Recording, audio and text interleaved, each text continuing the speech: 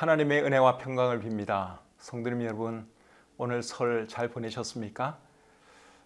코로나 때문에 예전 같지는 않지만 그래도 사랑하는 가족들과 좋은 시간 보내셨을 것을 믿습니다. 또 밤 9시 설날이지만 이 시간 기억하고 또 예배 함께 하신 여러분들 인해 감사드리고 이 시간 마음을 같이 해서 우리 하나님을 예배하도록 하겠습니다. 먼저 찬송 한 곡 부르겠습니다.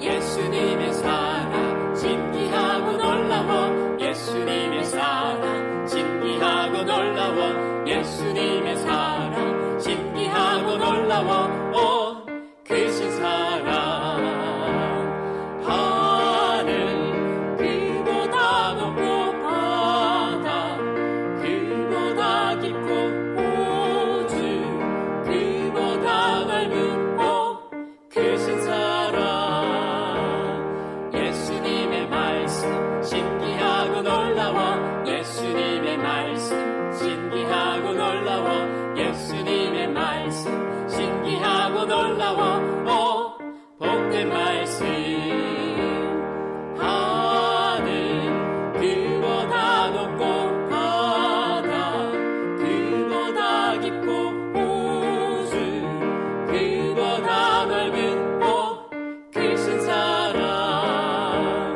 하늘 그보다 높고 바다 그보다 깊고 우주 그보다 넓은 크신 사랑. 기도하겠습니다. 하나님 아버지, 하나님 은혜로 저희들 구원해 주시고 하루하루 은혜 가운데 살게 해주시니 참 감사합니다. 오늘은 설이었습니다. 하나님 은혜로 또 온 가족들과 함께 즐거운 시간 보내시도록 해주시고 또 평안한 밤 우리에게 허락해 주신 것 참 감사합니다.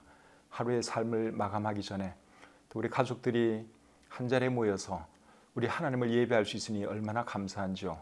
이 시간 우리의 마음을 다해서 하나님을 예배하는 시간이 되게 해주시고 또 특별히 들려질 말씀을 통해서 하나님의 뜻을 잘 알아서 또 하나님 기쁘시게 하는 삶 살아가게 해 주시옵소서.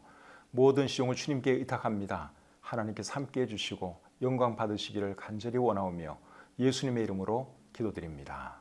아멘. 찬송 한 곡 더 부르겠습니다.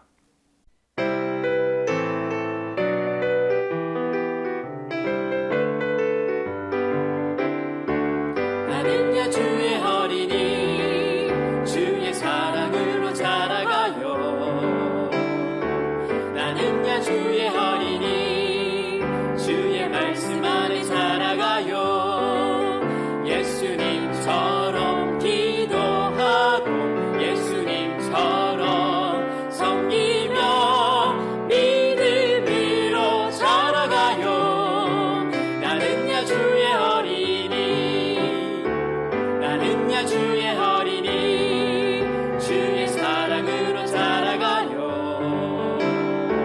나는야 주의 어린이 주의 말씀 안에 자라가요 예수님처럼 기도하고 예수님처럼 섬기며 믿음으로 자라가요 나는야 주의 어린이 예수님처럼 기도하고 예수님처럼 섬기며 믿음으로 자라가요 나는야 주의 어린이.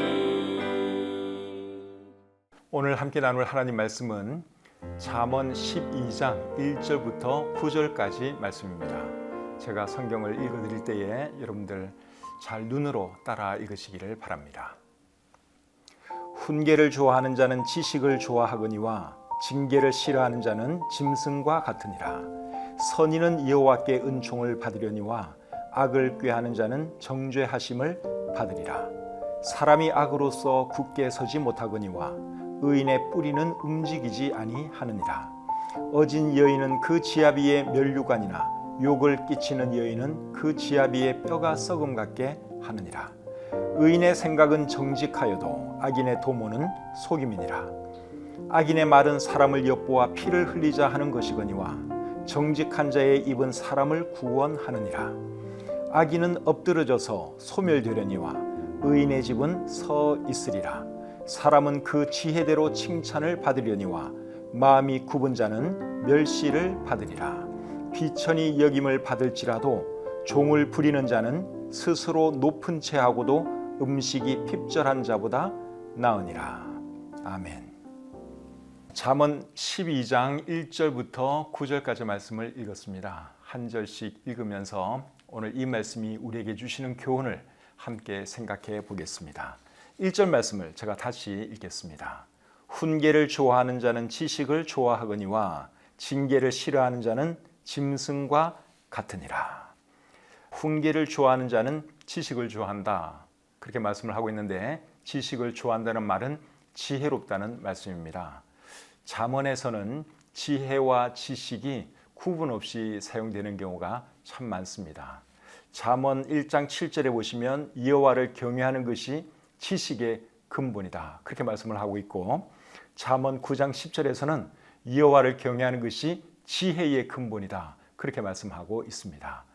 그래서 지혜와 지식이 엄격히 말하면 다른 것인데 잠언에서는 구분 없이 사용되는 경우가 참 많습니다. 그래서 훈계를 좋아하는 자는 지식을 좋아한다 하는 이 말씀의 의미는 훈계를 좋아하는 자는 지혜로운 사람이다. 그러한 말이죠.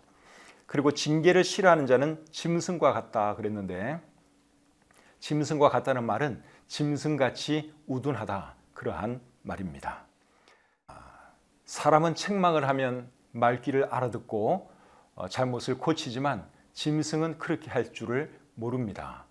그래서 책망을 받고도 고칠 줄 모르는 사람은 짐승과 같다. 방금 읽은 이 말씀이 그렇게 말씀하고 있는 것이죠. 그래서 저와 여러분들은 훈계를 받으면 고칠 줄 아는 사람이 되어야 합니다. 이 시간 우리 이 예배 함께 드리는 어린이들, 우리 특별히 자녀들 계시면 부모님께서 훈계하시고 책망하시면 그 훈계를 잘 받아들이시기를 바랍니다. 그렇게 하는 사람이 지혜로운 사람이에요. 그러나 훈계를 해도 말귀를 못 알아듣는 사람은 방금 읽은 이 말씀처럼 미련한 짐승 같은 사람이라고 할 수 있습니다. 사람은 짐승과 구별되어야 되죠. 그래서 말을 하면 그 말귀를 알아들어야 하는 것입니다. 우리 성도님들도 사회생활이나 직장생활할 때 윗사람으로부터 책망 들을 때가 있을 것입니다. 그럴 때는 그 책망을 잘 받아들일 줄 아는 그런 사람이 되어야 합니다. 그런 사람이 지혜로운 사람입니다.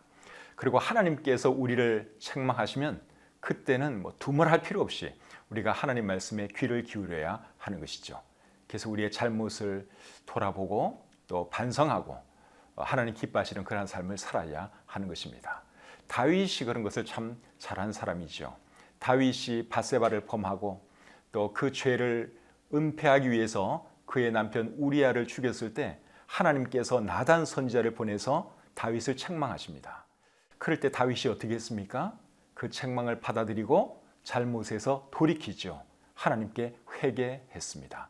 그런 점이 다윗의 위대한 점이라고 할 수 있습니다. 그래서 우리도 잘못해서 책망을 받게 되면 책망을 듣고 고칠 줄 알아야 한다 하는 것을 우리가 오늘 1절 말씀을 통해서 배울 수 있습니다.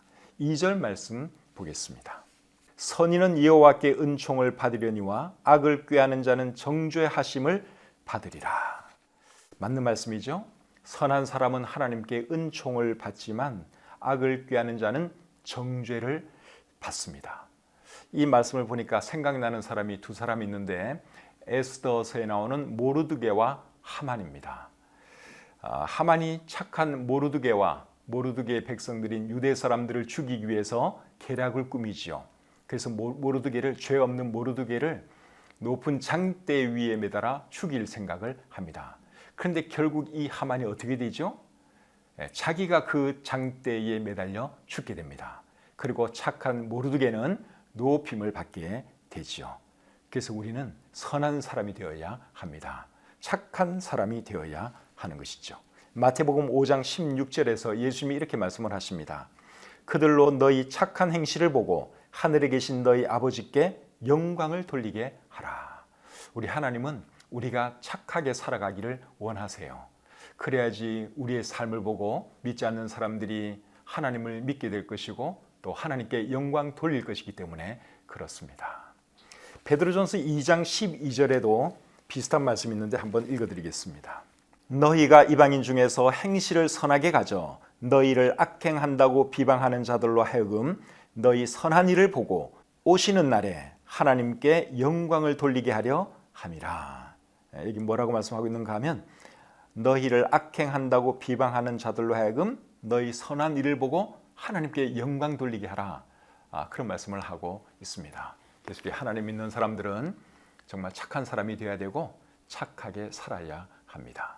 3절 말씀 계속 보겠습니다.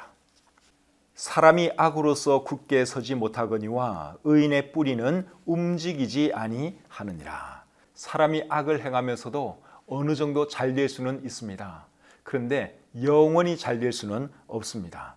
악을 행하는 사람은 결국은 망하게 된다고 방금 읽은 이 말씀이 우리에게 말씀하고 있죠. 정치인들이나 공직자들 중에서 잘 나가다가 나중에 비리나 범죄 사실이 발견되어서 감옥에 가거나 또 수치를 당하는 그런 사람들을 우리가 가끔 봅니다. 처음에 아무리 잘 나가도 소용없어요. 악한 삶을 살다 보면 언젠가는 그것이 드러나게 되고 그 끝이 좋지 않다는 것이죠. 그래서 사람은 악으로서 굳게 서지 못한다. 그렇게 말씀하고 있습니다. 그러나 의인은 어떻습니까? 뿌리가 흔들리지 아니한다. 뿌리가 견고하다. 그렇게 말씀하고 있죠. 그래서 우리는 항상 바르게 사는 그런 사람이 되어야 하는 것이죠. 4절 말씀 보겠습니다.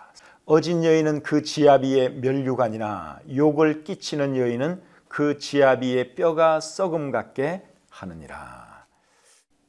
지아비라는 단어는 요즘은 잘 안 쓰는 단어인데 남편이라는 뜻입니다. 그런데 어진 여인은 남편의 면류관이지만 욕을 끼치는 여인은 자기 남편의 뼈를 썩게 한다. 그렇게 말씀하고 있습니다.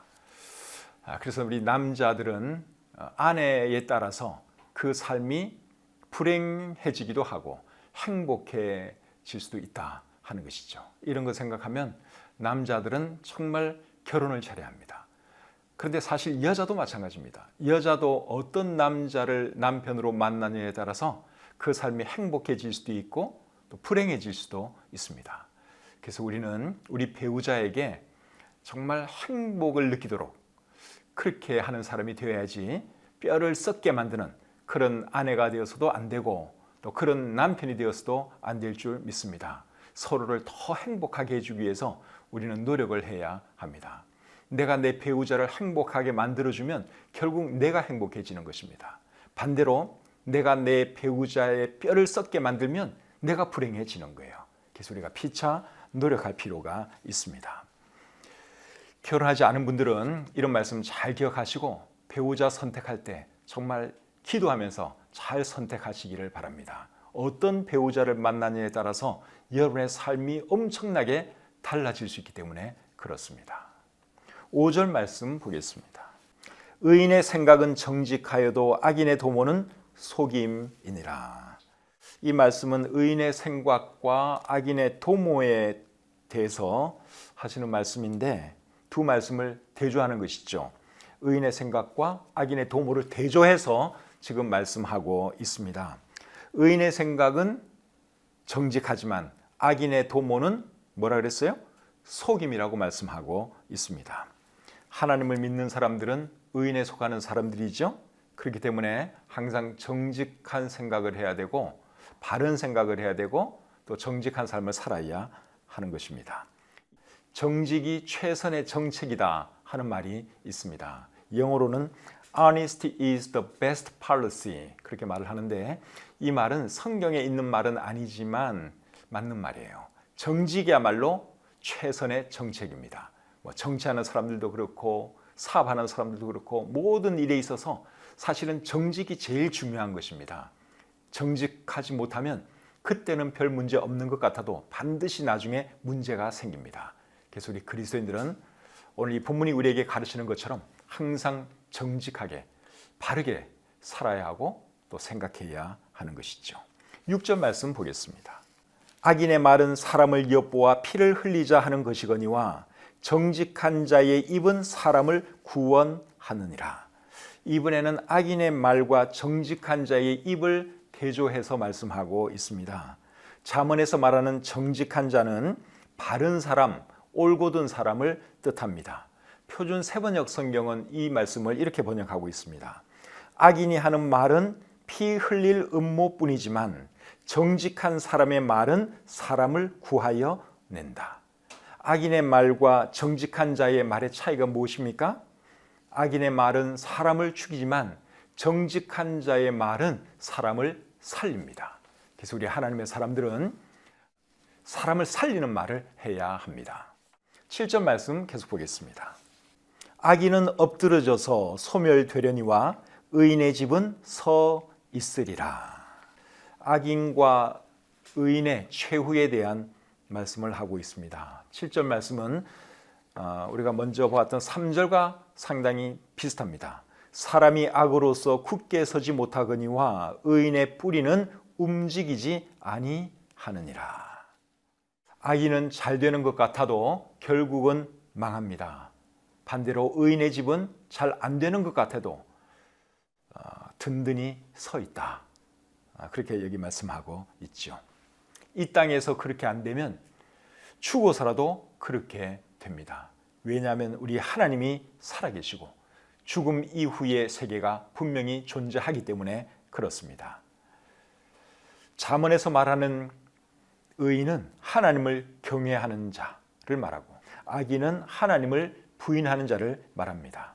그래서 악인의 최후는 멸망이고 의인의 최후는 영원한 생명입니다. 그래서 악인이 조금 잘 된다고 해서 우리 하나님의 사람들이 그것을 부러워하거나 또 내가 안 되는 것에 대해서 너무 마음 아파할 필요 없어요. 우리가 크게 볼 줄 알아야 되고 길게 볼 줄 알아야 합니다. 악인은 잘 되는 것 같아도 결국 망합니다. 그러나 의인은 영원한 생명이요 또 하나님께서 늘 함께 하신다 하는 그 사실을 우리가 마음속에 늘 기억하고 살았으면 좋겠습니다. 8절 말씀 보겠습니다. 사람은 그 지혜대로 칭찬을 받으려니와 마음이 굽은 자는 멸시를 받으리라. 이 말씀은 지혜로운 사람은 칭찬을 받고 마음이 굽은 사람은 멸시를 받는다 하는 말씀인데, 마음이 굽은 사람은 마음이 삐뚤어진 사람을 말하는 것이죠. 사람들 중에 보면은 마음이 굽어 있는 사람, 마음이 삐뚤어진 사람들이 있습니다. 그런데 마음이 삐뚤어진 사람은 방금 읽은 이 말씀이 어떻게 된다고 말하고 있습니까? 사람들에게 멸시를 받는다, 그렇게 말씀을 하고 있죠. 마음이 삐뚤어져 있는 사람이 왜 사람들로부터 멸시를 받을까요? 마음이 삐뚤어진 사람은 바른 것도 자기 마음이 삐뚤어져 있다 보니까 모든 것이 삐뚤어진 것으로 보입니다. 그리고 자기 마음이 삐뚤어진 것을 모르고 바른 것을 자꾸만 삐뚤어졌다고 사람들에게 말을 하다 보면 사람들이 안 좋아하겠죠. 한두 번은 들어주다가도 계속해서 바른 것을 삐뚤어졌다고 자꾸만 말하다 보면 결국은 사람들로부터 멸시를 당할 수밖에 없습니다. 저 사람 또 저러는구나. 이제 그런 취급을 당하게 되는 것이죠.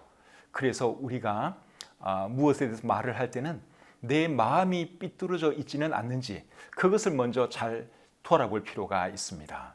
내 마음이 삐뚤어져 있으면 바른 것이 바르게 안 보입니다. 삐뚤어져 보입니다. 그래서 내 마음이 먼저 바른지 그거를 확인하고 나서 그 다음에 무엇에 대해서 말을 해도 해야 하는 것이죠. 예수님께서 말씀하시기를 어찌하여 형제의 눈 속에 있는 티는 보고 내 눈 속에 있는 들보는 깨닫지 못하느냐, 그렇게 말씀을 하셨습니다. 자기 눈에 들보가 있으면서도 남의 눈에 있는 티만 바라봅니다. 마음이 삐뚤어져 있는 사람이에요. 그래서 우리는 그런 사람이 되면 안 되고 다른 사람의 어떤 흠을 말하기 전에 나에게는 흠이 없는가, 지금 내 마음 상태는 바른가, 내 마음이 굽어 있지는 않은가 늘 살필 줄 알아야 하는 것입니다. 마음이 굽어 있으면 사람들이 내 곁을 떠납니다. 사람을 잃게 됩니다. 제일 큰 손실은 저는 사람을 잃는 것이라고 생각을 합니다. 돈을 잃는 것도 큰 손해지만 사람을 잃어버린다? 그게 정말 가슴 아픈 일이에요.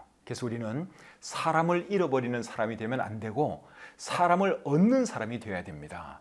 사람을 얻으려면 일단 너무 부정적인 말 하면 안 되고 또 비판하고 비방하는 말 하면 안 됩니다.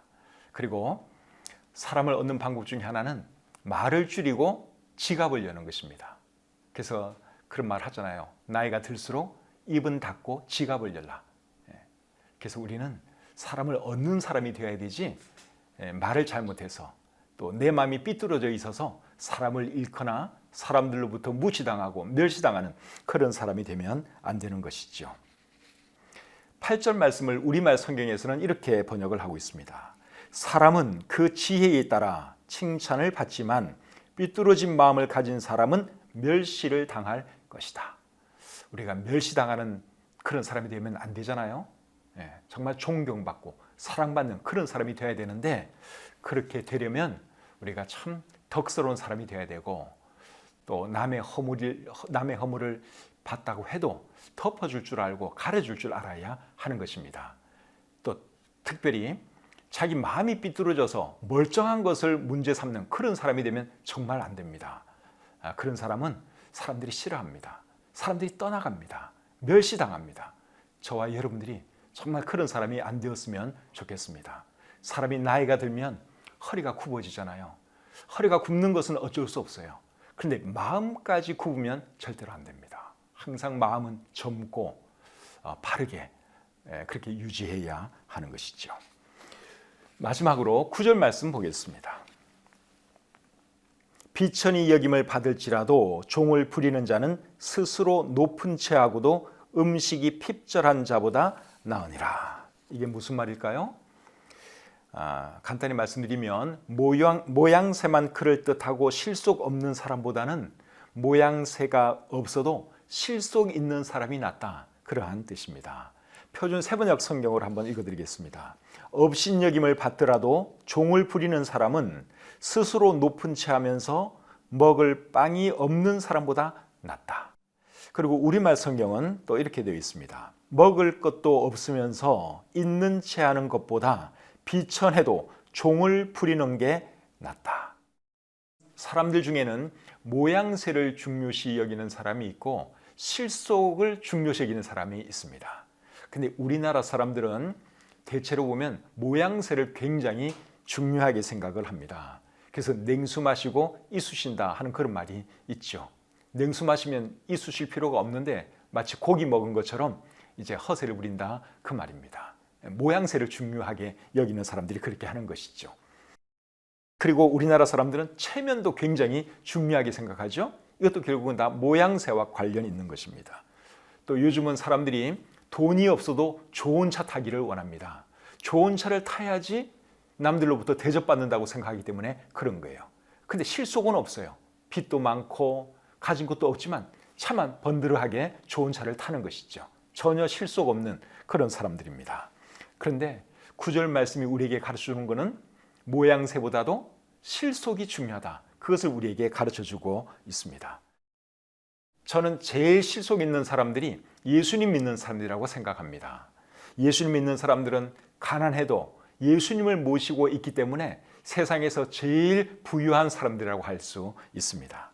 세상에서 누가 알아주지 않아도 하나님이 우리를 알아주기 때문에 예수님 믿는 사람들이 정말 실속 있는 사람들이죠. 그래서 우리가 모양새보다는 항상 실속 있는 그런 사람이 되어야 하고, 그리고 예수님 믿는 내 자신이 참 실속 있는 사람이다 하는 그런 자부심 가지고 살아갈 수 있기를 바랍니다. 오늘은 잠언 12장 1절부터 9절까지 있는 말씀 살펴보았습니다. 오늘 들은 말씀 마음속에 잘 새기고 오늘 들은 말씀을 우리 삶 가운데서 실천하며 살아가시기를 우리 주님의 이름으로 축복합니다. 찬송 부르겠습니다.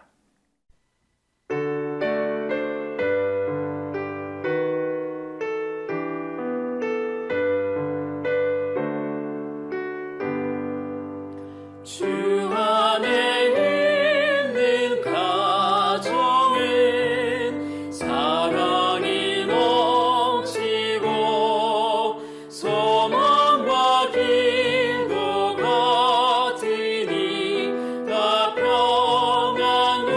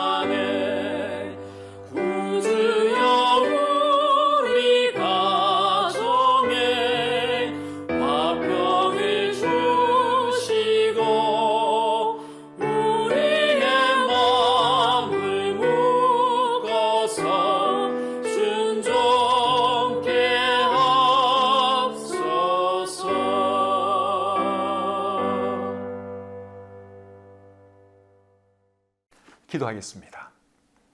은혜와 사랑이 충만하신 하나님, 이 밤에 잠언 12장 말씀을 가지고 우리 사랑하는 성도님들과 함께 하나님께 주시는 교훈을 생각해 보았습니다. 이 말씀들에 우리 자신을 비추어 보면 우리 자신들이 너무너무 부족한 것이 많고 고쳐야 할 것도 많이 있는 것을 발견하게 됩니다. 하나님이 이런 말씀들을 듣고 그저 스쳐 지나가지 않도록 도와주시고 이 말씀이 나에게 해당된다고 생각하면 바로 고쳐나갈 수 있도록 도와주시옵소서. 그렇게 하는 사람이 지혜로운 사람이라고 오늘 우리가 배웠습니다. 오늘 이 말씀을 들은 우리 사랑하는 주의 백성들 중에 한 사람도 어리석은 사람 없도록 도와주시고 정말 지혜로운 사람이 되어서 지혜롭게 세상을 살아가게 도와주시고 사람들을 얻는 사람이 되게 도와주시고 또 믿지 않는 사람들에게 하나님의 영광을 드러내는 그러한 삶을 우리 모두 살아가게 해 주시옵소서. 사랑하는 우리 가족들로 인하여 감사합니다. 하나님 주 안에서 더욱더 화목하게 살아가게 도와주시고 참 온 가족이 주님을 더 잘 섬기는 우리 교회 모든 성도님들 되게 해 주시옵소서. 주신 말씀을 감사드리며 예수님의 이름으로 기도드립니다. 아멘. 잠언 12장 말씀 우리가 오늘 함께 살펴보았는데 이 들은 말씀 잘 여러분 기억하시고 꼭 생활 속에서 실천하며 살아가시기를 바랍니다. 아무리 좋은 말씀이라도 한 귀로 듣고 그냥 흘려버린다면 아무런 의미가 없습니다. 그래서 어떤 말씀은 나를 책망하기도 하고 또 어떤 사람은 또 어떤 말씀은 참 우리가 고개를 끄덕거리면서 또 수긍하기도 하지요. 근데 제일 중요한 것은 이 말씀을 통해서 우리 자신을 돌아보고 또 고칠 것은 고치는 것입니다. 그렇게 하려고 우리가 잠언 말씀을 지금 공부하고 있는 것이죠. 이제 이 시간 끝나면 여러분들 가족들과 함께 오늘 들은 말씀에 대해서 좀 나눠도 보시고 또 우리 자녀들에게는 우리 부모님들이 질문도 하시고 그리고 혼자 우리 예배 드리신 분들은 오늘 들은 말씀 생각하면서 하나님 내가 이런 사람이 되기를 원합니다. 그렇게 기도하는 시간도 좀 가지면 좋을 것 같습니다. 평안한 밤 보내시기를 바라고 주일에 다시 뵙도록 하겠습니다.